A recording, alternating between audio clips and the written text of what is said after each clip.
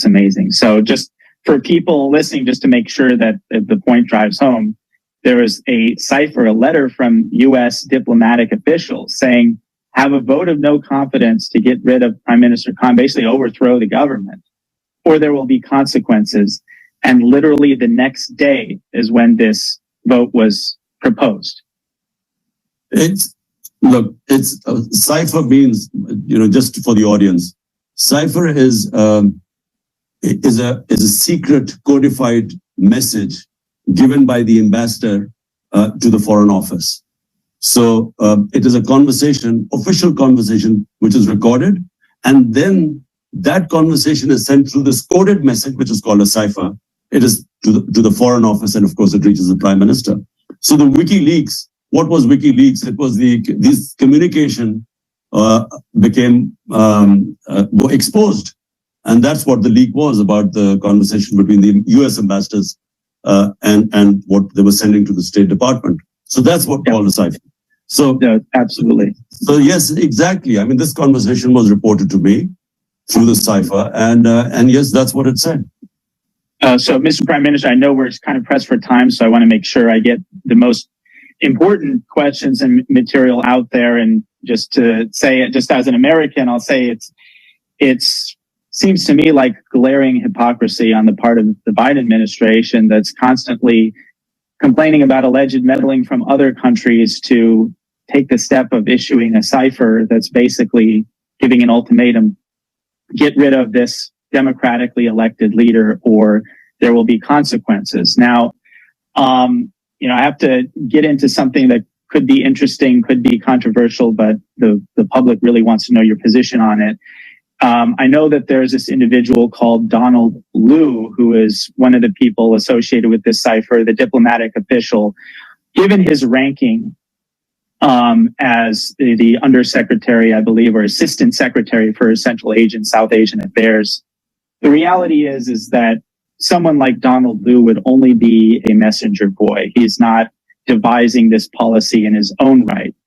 And many people have perhaps logically speculated that a woman named Victoria Nuland, who is Liu's boss, might have a more active role in this. And Victoria Nuland is a pretty notorious operative in terms of regime change, and experts agree, for instance, that she was instrumental in the Maidan revolt in Ukraine.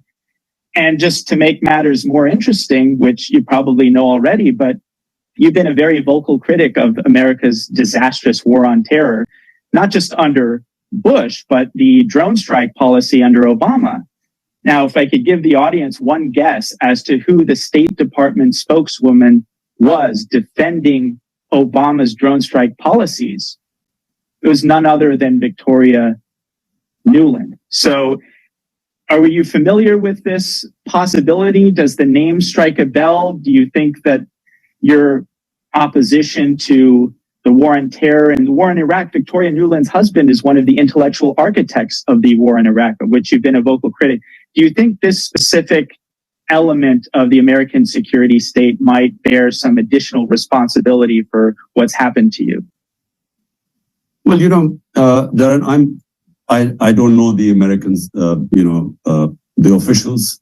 I mean, I basically know what I've just told you about the cipher and a conversation between Donald Liu and our ambassador.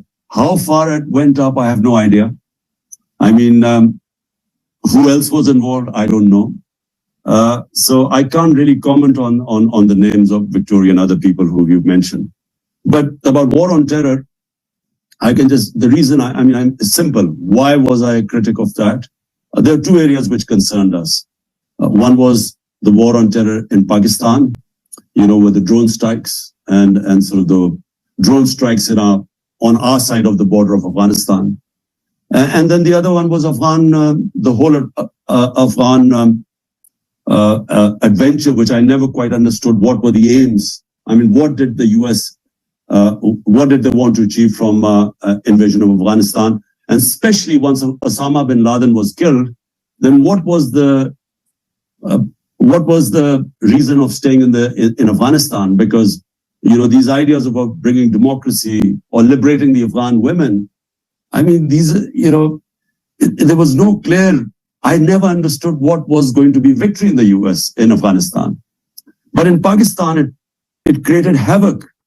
There were over 400 drone strikes in Pakistan. And it's the only time an ally is bombed, by another country. I mean, we were an ally of the US in the war on terror. There were over 400 drone strikes. And I kept opposing it because it was senseless. All it was doing was, it was creating more militants. Because collateral damage was the reason why the Taliban in Afghanistan, their numbers increased. And collateral damage was the reason why the TTP, the Pakistani Taliban, kept the militants kept growing. So it actually exacerbated the situation. It didn't solve anything. It just created hatred, and anyone who had relatives lost in a drone attack would go and join the militants. Because that whole area, the border area of Pakistan and Afghanistan, what was called our tribal areas. I mean, when you had a drone attack in a village, clearly it, in trying to kill one or two militants, it also killed a lot of innocent people. So they, in trying to avenge the deaths, they would then become part of the militants and take revenge against Pakistan security forces. So we lost 80,000 people in that war on terror. I mean, which ally of the US would have paid such a heavy cost for becoming an ally? 80,000 Pakistanis died, over $100 billion lost to the economy. So I opposed simply for that reason, because, I'm a Pakistani, and my first thing should be to preserve Pakistani lives and Pakistani property and damage to this country. And we were the collateral damage of the Afghan war. Right. No, I think it's a tragedy not only for Pakistan. There's also a tragedy because it wasn't even in America's interest. And I think most American people realize that now in the aftermath of just what a disaster and costly disaster in terms of money and lives the Afghanistan war was, and hope Americans learn from this. And I think they have. I know you're pressed for time. I know your folks are saying you got to go. So before, I'd just like to say, first of all, I'd like to thank the great a founding member of the PTI, Mr. Jahangir and Ramshah Afridi, for making this discussion possible. I'd like to thank you, your, remarkable courage.